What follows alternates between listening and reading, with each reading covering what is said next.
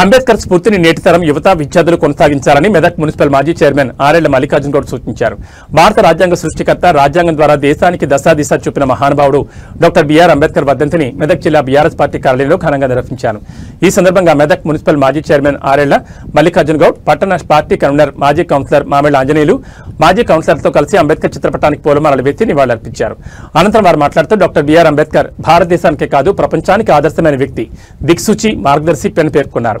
ప్రజా జీవితంలో ఒక మహోన్నత నేత, బడుగు బలహీన వర్గాల ఆశాజ్యోతి, భారతీయుల గుండెల్లో చిరస్మరణీయుడని గుర్తు చేశారు. ఆయన బడుగు బలహీన వర్గాల అభివృద్ధి కోసం చేసిన కృషిని స్ఫూర్తిగా తీసుకుని ప్రతి ఒక్కరూ ఆయన బాటలో నడిచి ఆయన ఉన్నత ఆశయాల నెరవేర్పుకై ప్రతి ఒక్కరూ కృషి చేయాలని వారు అన్నారు. మహానుభావం దేవాలయం తెలంగాణ రాష్ట్రం ఏర్పడింది. తెలంగాణ రాష్ట్రంలో కూడా వీళ్ళ పల్లెలు, పట్టణాలన్నీ కూడా కేసీఆర్ గారి నేతృత్వంలో అభివృద్ధి దిశగా పోయినాయి. పల్లెలు కూడా బాగుండాలి, పట్టణాలు కూడా బాగుండాలని వారు రాజ్యాంగంలో పొందుపరిచారు కాబట్టి ఈ స్థాయిగా ముందుకు పోతా ఉన్నాం. అందుకే ఈ సందర్భంగా బాబాసాహెబ్ అంబేద్కర్ గారు యావత్ భారతదేశ ప్రజలకు ఒక దైవంగా ప్రయాణపడతా ఉన్నాం. తప్పకుండా వారి సేవలను గుర్తిస్తూ స్మరిస్తూ తరాలకు కూడా మనం ముందు తీసుకుపోయే అవకాశం ఉంది. కాబట్టి తప్పకుండా మహానుభావుని ఆలోచనకు అనుగుణంగా వారి స్ఫూర్తిని తీసుకొని ముందుకు పోదామనే సందర్భంగా పత్రిక ముందుకు సాగుదాం.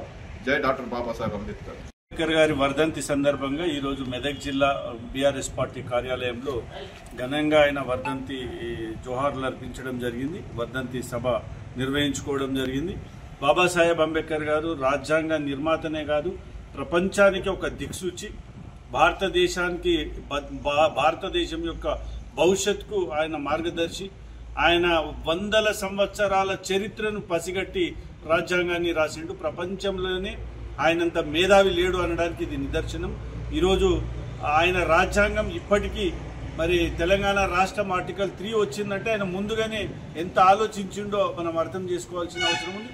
ఆ రాజ్యాంగం ప్రకారం ఈరోజు బడుగు బలహీన వర్గాలన్నీ రాజకీయంగా ఎదగడానికి ఒక ఆర్టికల్ను పెట్టి, అదేవిధంగా అందరినీ సమానత్వంగా ఉండే విధంగా ఆ రాజ్యాంగ నిర్మాణంలో పొందుపరచడం అనేది ఆయన ముందు చూపుకు నిదర్శనం.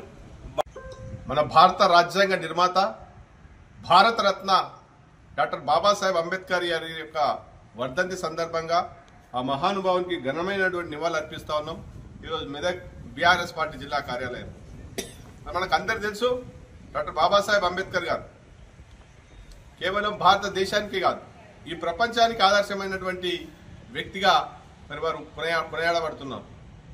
డాక్టర్ బాబాసాహెబ్ అంబేద్కర్ గారు రాజ్యాంగాన్ని ఏదో డ్రాఫ్టింగ్ కమిటీ చైర్మన్ గా ఉంటూ మిగతా సభ్యులందరినీ కలుపుకొని ఈ భారతదేశం యొక్క భవిష్యత్ ఏ విధంగా ఉండాలి, వాణిజ్య పరంగా కావచ్చు, న్యాయపరంగా కావచ్చు, ఇట్లా రాజ్యాంగ పరంగా కావచ్చు, ఈ భారతదేశం సుసంపన్నంగా సువిశాలమైన భారతదేశానికి ప్రపంచంలో ఒక మార్గదర్శకమైనటువంటి రాజ్యాంగాన్ని ఇచ్చే దిశగా వారు ఎనలేని కృషి చేశారు. మరి ఆ రాజ్యాంగమే ఈరోజు భారతదేశాన్ని ప్రపంచం కూడా మరి ఈ రాజ్యాంగాన్ని అనుసరించే విధంగా, ఈ రాజ్యాంగం పట్ల అమితమైన గౌరవం ఉండే విధంగా